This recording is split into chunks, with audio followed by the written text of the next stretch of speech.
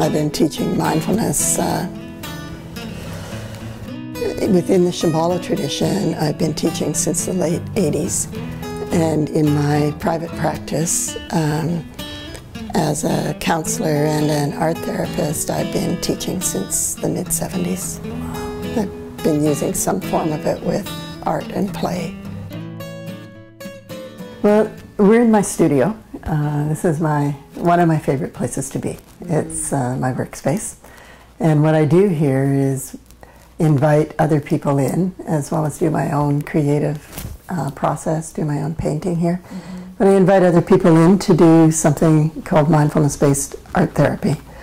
And I see a range of people, younger people, all the way through the ages to elderly people, and work with pretty much a wide range of emotional, social problems as well. And part of what makes that possible is that when you work from a mindfulness perspective, the mindfulness awareness practice actually is like a good fundamental basis for sanity for anybody. So if you're using that as your ground, then you're creating a positive ground for whatever kind of social emotional work you want to do. So for me, my two favorite things to do have always been meditation and art. So in my retirement, I decided that was all that I would do. So this is a time in my life where I get to actually just follow my passion and talk and be with people who really want to work in some way through their own life transitions, their own issues, creatively. So if they don't know how to meditate, then I would teach them mindfulness awareness practice as the ground, and then how to bring that into the actual art making process. So it's not two separate streams of activity, it becomes one process, one action. So the way that the person relates to a brush, for example, is very contemplative, comes out of the calligraphy traditions of China, Japan, Tibet, and very much is based in treating whatever material you're working with as if it were a friend. So you take your time, you get to know, you appreciate, and you can see my hand keeps going because it becomes very tactile, very body-oriented, so you're bringing mindfulness of body into it.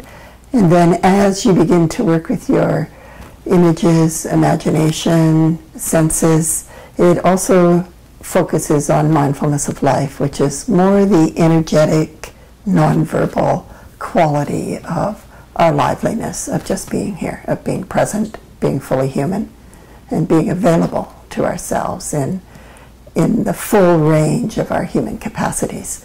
So in my mind, that's a lot of what I'm doing, is supporting, empowering someone while they embody the best of who they are, while they actually build their own inner capacities.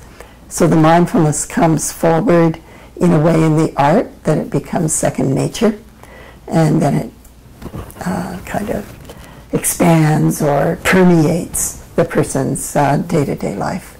So what I think of this as like a laboratory where you get to experiment and explore and try on new things, and different costumes, different masks, lots of different metaphors for how to talk about it. But then you take what you want from that into your day-to-day life, and it very much changes the field of how you live. Your world changes, your perception changes, and everything has the capacity to become alive and fresh and energized with a sense of positive well-being. So I also pull a lot from positive psychology, humanistic psychology, Buddhist psychology. But the practices that I teach are ancient practices, and the art, the contemplative art practices, are also steeped in tradition. They're not things that I've personally made up, but the application of them to our modern lives is a different question. So they're abstracted from the tradition and brought to bear on whatever particular topic or situation you might want to talk about. So it involves retraining the brain is another way to talk about it. It involves retraining the muscles, the senses. My teacher, Chogyam Trungpa, who taught Dharma art in the West from the early 70s on through, he talked about true perception and about the process of actually reordering our senses, sort of like bringing our body, speech, and mind into alignment in a way that when we walk through our world, we actually experience it with a sense of fresh, open, alive kind of quality to it. So there's a genuine contact between ourself and the world, between ourself and other people. And when you take that in the inward journey, then people begin to make contact with their own inner life in another way.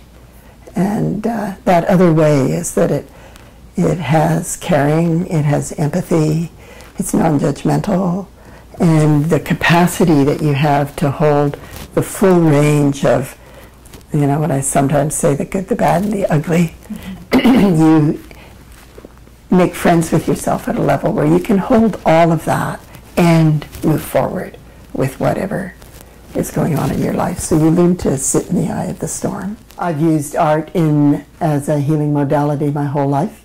As a child, that was my default position. I would go to painting or drawing or some aspect of that. And in the last 2 years, I've had to deal with a major illness. And so my process, my way of processing that for myself and healing was to paint every day. It's a natural way for us to fall back into our innate wisdom, our innate strengths, and find those to be able to move forward.